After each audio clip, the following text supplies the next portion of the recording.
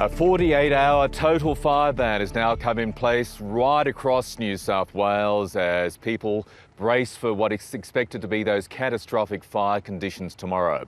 After a deadly weekend that saw 3 people die and at least 150 homes destroyed, conditions here have eased. The fires have been downgraded. Fire crews are desperately working to contain all those fires, as many fires as they can, before that forecast diabolical wind change tomorrow.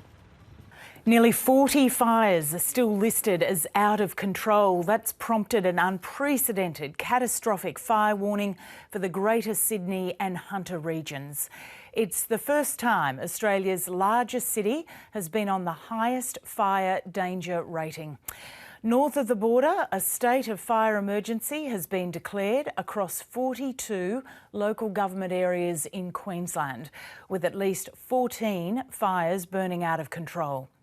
On the state's central coast, a fire west of Yeppoon destroyed at least 16 buildings yesterday.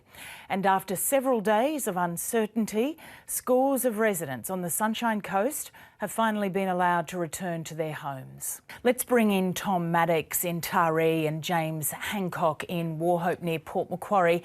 And Richard Davies is also at the RFS headquarters. Can I start with you, Tom? Can you tell me how things are on the ground there? Lisa, the air is filled with smoke and haze this morning, but it is a cool morning, expected to hit a top of 26, a mostly sunny day here in Taree, far cooler than the expected top of 37 tomorrow for those catastrophic conditions. The fires of the 60 fires burning across the state, there are a few surrounding the Taree region. The main concern is the fire at Hillville, south of Taree here, about 10 to 15 k's away. That's an out of control fire burning at Hillville, but it's been downgraded to a watch and act this morning. But that's the main concern for people here. Many people who have come to the Taree showgrounds to seek refuge and shelter in this evacuation centre are from Hillville and also the coastal community of Old Bar. A number of homes were lost a few days ago in Hillville. People are unsure whether they can return to their homes, and they say that the uncertainty is really causing them a lot of angst, Lisa. Can I stay with us, Tom? I just want to ask James what the situation is in Wauchope, because I imagine you would have some very anxious people around there as well. Yes, certainly, Lisa. There's a strange beauty to the sky here this morning with the sun rising behind that smoke haze. Just like Tom said, it's cool and still here this morning, but locals are certainly on edge ahead of tomorrow when those conditions are expected to turn bad. In this part of the world, severe to extreme firefighting conditions. When the Prime Minister, Scott Morrison, was here at the Wauchope Control Centre yesterday, he was told that lives and homes will come under threat in those sort of conditions. Dozens of fires are still burning across northern New South Wales. Now, we visited Old Bar near Taree, where Tom is this morning, yesterday, and we witnessed the seemingly never-ending firefight to get on top of spot fires that are continuing to break out. Embers got into a granny flat at the back of a property. It went up in flames. So even though the immediate danger has passed, the fire threat in this part of the world certainly isn't over. Firefighters, local brigades have been at it for months. They're very tired, but thankfully backup has arrived from both interstate and also New Zealand.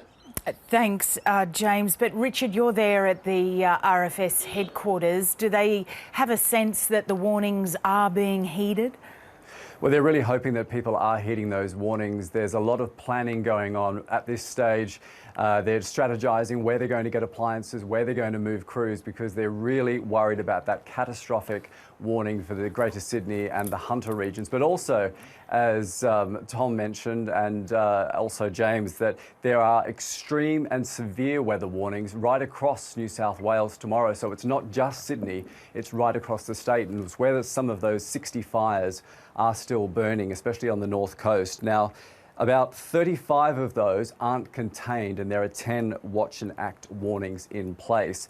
The RFS says tomorrow the conditions will be as bad as it gets, and they're really telling people that lives and homes will be at risk, and they want people to use today to get their bushfire survival plans in place and leave early so as not to be caught out tomorrow.